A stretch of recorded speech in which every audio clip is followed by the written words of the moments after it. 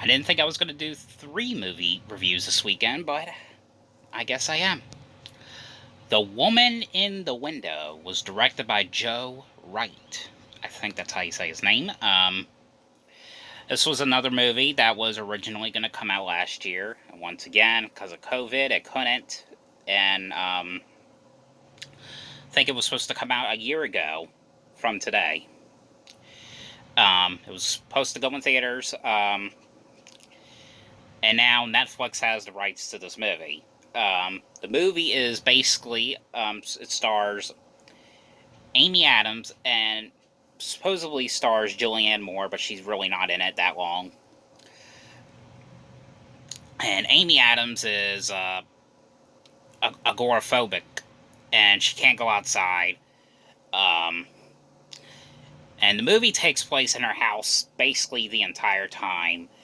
And she's a psychiatrist for kids. She lives in the house alone. She has some helpers sometimes.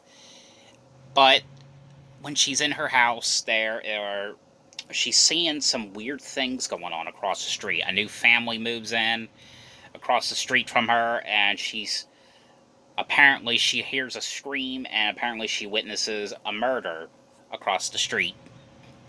And there's apparently a missing woman that she's trying to investigate. I thought this movie was kind of decent. I mean, in a sort of way, it was a little bit of a disappointment, because I did kind of there was some points where I did get a little bit bored with this movie.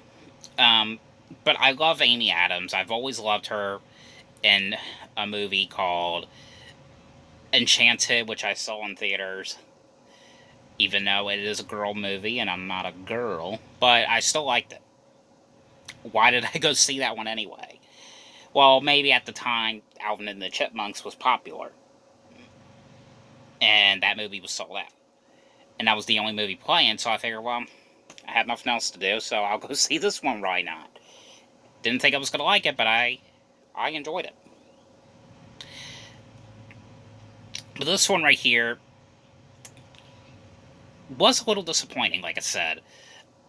It does have a feel to a movie I really liked with Shia LaBeouf called Disturbia. I've always really liked that one since I saw it in theaters. I thought this movie was decent. I mean, Netflix at least has, like, the rights to it. Originally, I think the release, the rights was going to go to 20th Century Fox. I think they still had the rights, but in order for them to put this movie out, it had to be righted to Netflix. I had no idea this movie came out until late last night, if you haven't seen my Instagram or Facebook post. So, literally just found out about it. So, and it came out on Thursday, I believe. Thursday night. Or Thursday morning. I had no idea about it. So, I'm not really on Netflix that much, so that should tell you something. But I have Netflix. I'm signed onto it for my mom, because she watches Netflix. I think the only reason I bought Netflix was so I could watch Fuller House, but now that show's ended, so now what can I watch on it? So, speaking of which, there is a set of Fuller House coming out, I think, this next month, I believe. But anyway, The Woman in the Window, I thought it was kind of confusing, but I still like the new Saw movie I saw last night a little bit better than this movie.